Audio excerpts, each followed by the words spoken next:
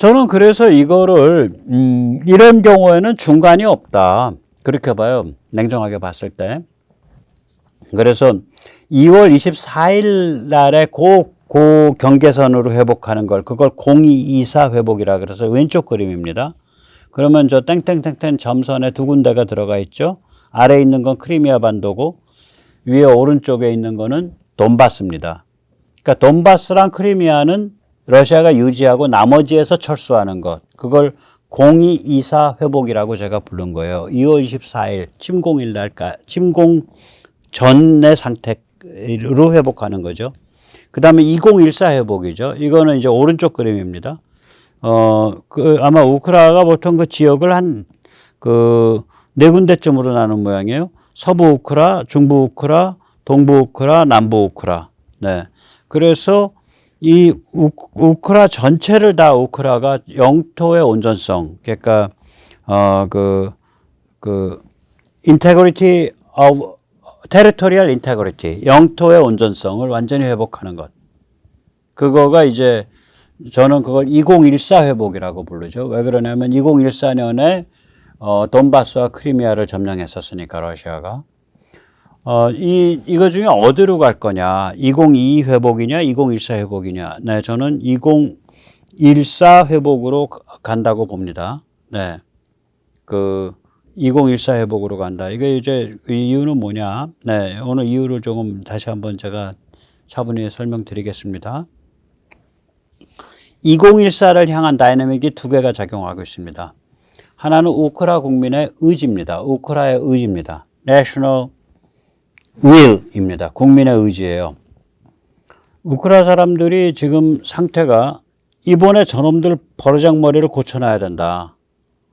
그래야 1934년 우리 홀로도모르에서 러시아 놈들이 우리 잡아 죽인 300만 명 그 혼령이 잠들 수 있다. 이 생각을 하고 있는 거예요. 뿐만 아니죠. 이러한 감정적인 문제뿐만이 아니라 이번에 적당히 타협했다가는 4개의 문제가 있다라고 보는 거예요. 하나는 크리미아, 여기 이제 보시면, 네. 이게 이제 크리미아 반도잖아요, 요게. 예. 그리고 여기가 러시아 땅이라고요. 그러면 이 크리미아와 러시아에 의해서 아조프해가 딱 가둬져요. 케르치 대교니까. 그러니까 우크라이나 아조프를 빠져나갈 수가 없게 돼요. 그리고 아조프의 그 바다에 대한 사실상의 그 운영권도 당연히 러시아가 갖게 되죠. 그 다음에 여기서 이렇게 여기 이제 크리미아의 세바스토폴 그 군사항구가 여기거든요. 그러면은 이 지역을 Northern Black Sea라 그럽니다. 혹은 Northern Part of Black Sea라 그래요. 그러니까 흑해의 북부 흑해, 북부 흑해를 러시아가 여전히 다 장악하는 거예요. 그러니까 따라서 우크라이나는 오데사를 통해서 빠져나갈 수도 없게 되죠. 러시아가 완전히 목숨줄을 갖게 되는 거죠. 뿐만이 아닙니다. 지금 이 지도는 뭘 보여주고 있냐면요. 이 석유가스의 분포인데 석유가스 벨트가 쭉 가다가 돈바스를 지납니다. 여기서. 그것도 괜찮은데 석유가스 벨트가 어디에 걸려 있냐. 요 크리미아 앞에 있는 바다. 이걸 크리미아, 요쪽을 그 크리미아 석유가스전이라고 불러요. 또 아조프 바다 일부. 그 다음에 크리미아 앞쪽에 있는 여기. 크리미아 남쪽에. 하나는 크리미아 서쪽, 크리미아 남쪽, 크리미아 바로 옆구리, 오른쪽에, 동쪽에. 그러니까 결국 이 석유가스에 대한 그 개발권도 다 박탈되는 거예요. 그리고 앞으로 또 침공이 일어난다는 거고. 그럼 2014년에 점령했다가 또 침공했으니까. 그러면 이제 핵심적 국익이 걸려 있는 거잖아요. 그러면 국민 감정도 요번에 저놈들 아주 버르장머리를 고쳐줘야겠다라고 일을 박박 가는데 거기에 미래의 먹거리까지 걸려 있어. 이게 중간에 이게 스톱이 되겠냐고요. 우크라 국민들이 스톱 안 됩니다, 이거. 그러니까 우크라 국민은 계속 싸우겠다. 아각거리고 싸우겠다예요. 이거는 사람 뭐 하루에 뭐 1000명씩 죽어나가도 계속 싸우겠다. 해보자. 너희 러시아가 우리보다 인구가 두 배 반 많으면 뭐하냐? 3배 많으면 뭐하냐? 너희는 너희는 죽겠다고 각오한 놈들 없잖아. 그러니까 뭐 어디 무슨 감옥에서 데리고 나오고 별군 데서 다 데리고 나오고 니들끼리 자중질환 일어나가지고 또 저기 뭐야 프리고진 부대는 또 빠져버리고 해봐 임마. 우리는 죽겠다는 사람들이 1000만 명은 있어. 이거거든요 이게. 그러면 우리가 죽겠다는 사람이 1000만이고 너희는 죽겠다는 사람들이 너희는 100만도 안 돼. 그런데 그 킬 레이쇼 사상자 비율 봐봐. 너희가 한 5배 높잖아. 앞으로 더 높아져. 우리 쪽에 첨단 무기 계속 들어오니까. 그럼 우리가 10만 명 죽을 때 너희는 50만 명 죽어. 너 그 푸틴 너 배겨 나갈 거냐? 이렇게 나가고 있는 거야 이게 지금. 상황이 살벌한 거죠. 예. 이 헤르손시 수복이 있었죠. 작년 11월에. 그때 수복대 광경인데 뭐 제가 영어인데 그냥 번역을 안 했어요. 이렇게 뭐 번역 안 해도 그냥 그 광경 자체가 다 보여주니까 한 1분 되는데 차분히 한번 봐보세요. 예. It is still sinking in the magnitude of this moment.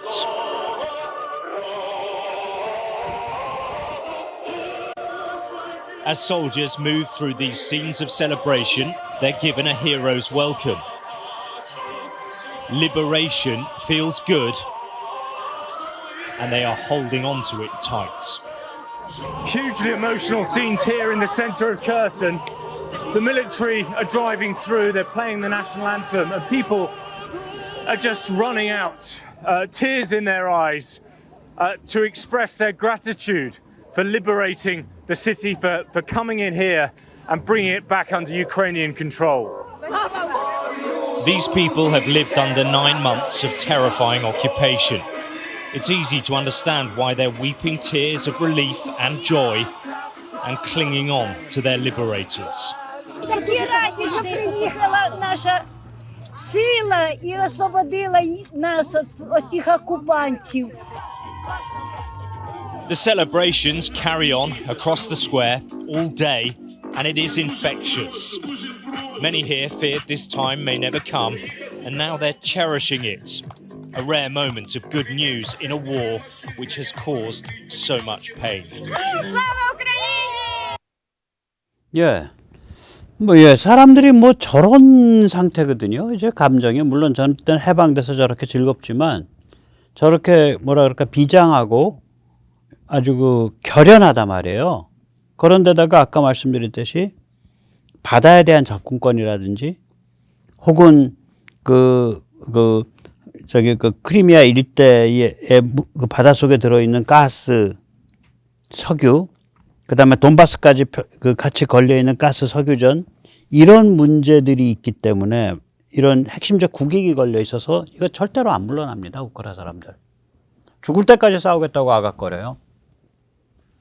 그리고 우크라 전쟁에 의해서 겪을 수 있었던 그 경제적인 손해, 그건 사람들이 다 겪었어요. 이미 그 구조조정 다 끝났어요. 구조조정 다 끝났습니다. 그러니까 특별히 우크라 전쟁 빨리 끝냈으면 좋겠다라고 울부짖을 유럽인도 별로 없어. 계속 싸워주니까 고맙다 이렇게 되는 거죠. 구조조정이 다 끝났기 때문에. 우크라 전쟁에 의한 충격파에 의해서 구조조정이 다 끝났잖아요. 이왕 뭐 구조조정 끝났는데 차제에 러시아 좀 확실하게 좀 버르장머리 고치지. 이제 민심이 그렇게 돌아가는 거죠. 유럽 민심도 그렇고 저도 그렇고. 예. 자, 이제 2014 회복을 또 지향하는 두 개의 다이내믹 중에 이제 두 번째. 첫 번째는 우크라 사람들의 국민 의지, 의지. 두 번째는 미국의 냉정한 계산인데요. 이건 정말 냉혹한 계산이죠. As long as it takes. 언제까지든 지원한다. 이게 정말 무서운 말인 게. 평론가들 나와서 하는 말을 보면 There are no GI boots in Ukraine. 그런 말을 해요. 그러니까 boots라 그러면 군화. 그러니까 미군 거기 없잖아. 미군 파병되어 죽는 일 없잖아. 거기다 우크라 국민들은 계속 싸우길 간절히 원하잖아. 자기 주권과 자유를 위해서. 그 의지가 굳세네. 우리 미국과 서방은 경제 제재 계속 유지해주고 감시, 정찰, 정보 계속 제공하고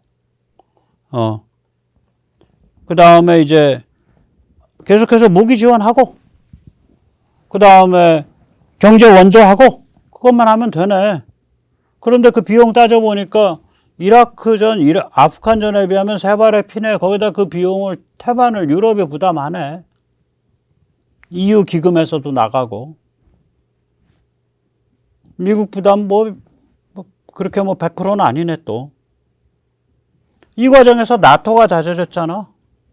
나토 이제 프랑스나 독일 그걸 뺀질이들이 나토와 유럽을 이끌지를 못하잖아.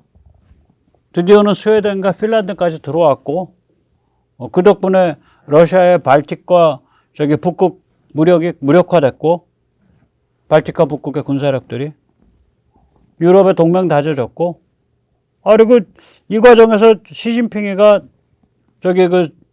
푸틴이랑 쎄쎄쎄 하는 바람에,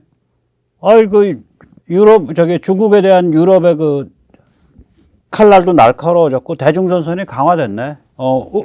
한국 사람들도 정신 번쩍 차렸고, 일본과 대만 사람들도 정신 차리고 있고, 좋은데 끝까지 가. 끝까지 가요. 풀배팅이라고, 끝까지. 그러니까 저는 미국이 여기에 투자를 안 해야 될 이유를 모르겠는 거예요. 미국 입장에서는 100번, 1000번 남는 장사야. 100번, 1000번 남는 장사예요. 얼마 돈도 안 들이고. 이 걸려있는 판돈에 비하면은 정말 투자란 건 요만한 투자예요. 판돈에 비하면. 그러니까 투자 금액 자체만 보면 작은 투자가 아니죠. 최소한 50조, 60조, 70조, 100조 이런 규모니까 작은 게 아닌데, 이 걸려있는 판돈이 러시아를 어떻게 제압할 거냐, 그것과 연결돼 갖고 중국에 대한 포위망을 어떻게 강화할 거냐, 이 같은 세계 글로벌 군사지정학의 핵심적 문제가 걸려있는 거거든요. 판돈에. 손을 일찍 빼야 될 이유가 없죠. 네, 없습니다. 자, 그러면 제가 오늘 얘기를 드렸죠. 요새 한 4가지 좀 이상한 일이 벌어지고 있다. 증상이. 그래서 이렇게 가고 있다. 그럼 앞으로 2024, 그러니까 2022년 2월 24일 날, 그때까지의 경계선, 즉, 다시 말하면 러시아가 크리미아랑 돈바스를 유지한 채로 철수하는 그런 0224 회복으로 갈 거냐, 아니면은 2014년 침공 전에 상태, 즉 우크라이나에 다 내주고 러시아가 철수하는 2014 회복으로 갈 거냐. 0224냐? 2014냐? 예. 그것에서 저는 2014를 향한 다이내믹이 2개가 작동하고 있다. 하나는 우크라이나 국민의 의지, 두 번째는 미국의 냉정한 군사지정학적 전략, 이 2가지가 다 2014를 지향하고 있다고 저는 봐요. 그러면 거기에 이제 러시아와 중국이 대항을 해야 되는데, 손을 써봐야 되는데, 이게 손 써볼 방법이 없다. 왜 그러냐면, 전쟁이 이미 전략적 차원에서는 끝난 전쟁이다예요. 제가 우크라이나를 잘 안 다루는 이유가, 저는 그전에도 말씀드렸잖아요. 전략적 차원에서는 끝났다. 수순만 남아있는데, 푸틴이 오기가 있어가지고 목리 부리고 있는 차원이다. 그러니까 2014 이전 상태로 돌려주고 몽땅 철수하지 않고 있으면은 계속해서 우크라이나 사람들은 총을 안 내려놓고 우크라이나 영토 안에서 우크라이나가 계속 공격을 한다고요. 그럼 러시아 입장에서는 아무 얻을 것도 없이 전략적으로 패배한 상태에서 출혈이 계속되는 거예요.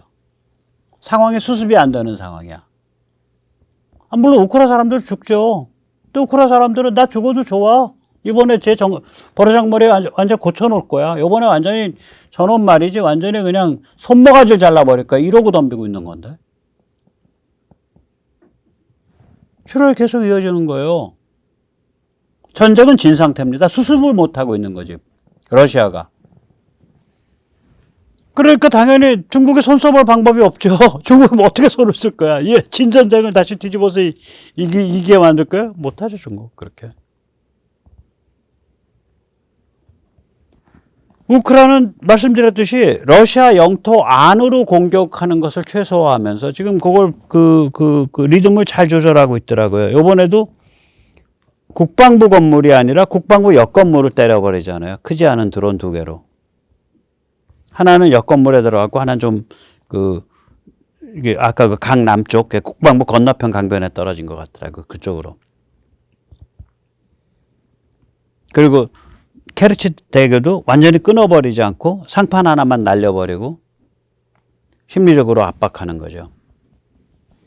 자, 그러면 이제 우크라이나는 어떻게 이제 이게 들어가는 거냐. 여기입니다. 여기. 이건 뭐 여러 사람들이 얘기하죠. 이 자포리지아, 왼쪽으로 오면 헤르손. 자포리지아 헤르손에서 바닷가까지 밀고 내려가는 거예요. 이걸 바닷가까지 밀고 내려가면 러시아 병력이 둘로 나뉘죠. 둘로 나뉩니다. 그러면은 이쪽에, 그러니까 돈바스랑 이쪽은 이쪽대로 밀어붙이고요. 그리고 여기서는 계속해서 매일 상판 하나씩만 깨는 거예요, 케르치는. 그 무슨 얘기가 돼요? 너 이렇게 해서 빨리 가지 않으면 너 여기 도관해둔 쥐야. 이렇게 되는 거예요, 이게. 여기, 그러니까 제가 말했죠. 전에 강남 헤르손. 헤르손이 강남 강북에 연결돼 있어요. 그리고 도시 이름이기도 하고 지방 이름이기도 해요. 강북 헤르손과 헤르손시가 작년 11월에 해방된 거예요. 여기 강남 헤르손은 여전히 러시아가 점령하고 있습니다. 강남 헤르손과 자포리지아와 크리미아에 있는 러시아군이 완전히 고립당하는 거예요. 케르치 대교가 완전히 교각까지 작살나버리면. 그러니까 교각을 작살 안 내죠. 하루에 상판 하나씩 작살내는 거지. 미치는 거죠. 한마디로. 미치는 겁니다, 저게. 그럼 여기는 도관해둔 쥐가 되고요. 여기는 계속 밀어붙이고요. 참고로 오늘 이 시점까지 폴란드라든지 영국이라든지 이런 데서 훈련받고 오고 있는 러시아 정예 여단이 아직 전선에 투입이 안 되고 있어요. 전선에 투입을 안 하고 있어요. 지금까지 우크라이나가 한 거는 뭐냐면요. 상대방을 압박해서 건드려 보는 거죠. 자, 이게 제가 잘은 몰라도 이게 한 지금 1000km가 넘죠. 여기서부터 여기까지. 압박해서 건드리면 상대방이 물자와 이제 인원이 막 여기로 갔다 저기로 갔다 이동이 보일 거 아니에요. 그럼 상대방이 움직이는 방식과 중요한 포인트가 보인다고요. 거기를 빵빵 때리면서 계속해서 압박하면서 건드리는 거예요. 그러니까 영어로는 이걸 영어 군사학에서 프로빙이라 그러는데 쿡쿡 찔러가면서 건드리는 거. 아직 그 단계예요. 서두를 뜻이 없는 거예요, 전혀. 앞으로 한 달 정도 이 상태로 갑니다. 그러다가 어느 한순간에 여기 언저리에서 그냥 허리를 끊고 들어갈 거예요. 그래서 둘로 나눠버릴 거라고, 상대방을. 그럼 얘들은 포위된 거고요. 완전 포위예요, 얘들은. 얘들은 도관해둔 쥐야. 도관해둔 쥐죠. 꼼짝 못하죠. 그리고 얘들은 밀어붙이면 이제 러시아 국경까지 밀려가는 거고요. 그래서 이게 끊기는 여기까지 가는 순간, 그러니까 아조프해까지 이르는 순간, 그리고 그 다음에 이제 그러니까 돈바스 크리미아 육로죠, 여기가 돈바스 크리미아 육로가 되는 거죠. 이게 끊기는 순간 이게 결정적인 분수령이 오는 거예요. 예, 그래서 이 전쟁은 이게 작년 8월에 이제 젤렌스키가 이 말을 했을 때 저는 그때만 해도 저도 속이 좀 그렇게 그때도 저는 크리미아까지 수복할 전쟁으로 갈 것 같긴 합니다. 이런 말 제가 드렸지만 잘 믿지는 않았어요. 좀 너무 내가 과격하게 생각하는 거 아닌가. 기억하시면 일론 머스크도 그때 트위터에 그랬잖아요. 크리미아는 그거는 후르시초프가 잘못 계산해서 우크라이나한테 넘긴 거다. 크리미아 원래는 러시아 쪽의 영토였거든요. 소련 때. 근데 크루시초프가 그걸 우크라 사회주의 인민공화국으로 넘겼죠. 그러니까 소련을 구성하는 인민공화국 중에 그때 그건 잘못 계산해서 넘긴 거고, 그거는 다시 러시아에 돌려줘야 된다. 그러고 나서 적당하게 이거 봉합해야 된다. 안 그러면 너무 참혹한 전쟁이다. 이런 거를 그 일론 머스크가 썼었죠. 네. 근데 이제 저도 이제 그 뭐 일론 머스크가 비판했지만은 야, 그건 뭐 저도 좀 겁이 나죠. 크리미아까지 간다는 거를. 그런데 이제 젤렌스키가 작년 8월에 이미 그 이야기를 합니다. 예, 마지막으로 한번 좀 들어보십시오. 예. 작년 8월에 젤렌스키가 한 얘기입니다. 이 전쟁은 크리미아에서 시작한 전쟁이고, 그러니까 2014년에서 시작했잖아요. 크리미아 점령으로. 이 전쟁은 마찬가지로 크리미아로 끝난다. 그 얘기입니다. Від України і Грузії до Сирії і більш віддалених регіонів. Присутність російських окупантів в Криму – це загроза для усієї Європи і для глобальної стабільності. Не може бути безпечним Чорноморський регіон, поки Крим окупований. Не буде стабільного і довготривалого миру і у багатьох країнах на узбережжі Середземного моря, поки Росія має змогу використовувати наш півострів як свою військову базу. Ця російська війна проти України і проти всієї вільної Європи почалась з Криму і має закінчитись Кримом, його звільненням. 네. 그래서 우리가 참 대담하고 담담한 마음으로 우크라이나 국민들을 지원하면서 이 전쟁을 지켜봐야 됩니다. 제가 거듭 말씀드리지만 우크라를 통해서 동아시아와 한반도와 대만 해협의 평화가 관철됩니다. 우크라 때문에 시진핑이가 정신을 좀 번쩍 차렸고 인민해방군의 또라이들이 정신을 좀 번쩍 차린 겁니다. 저런 식의 전쟁 양태에서는 해볼 도리가 없다. 이렇게 되는 겁니다. 네, 오늘 여기까지 모시겠습니다. 감사합니다.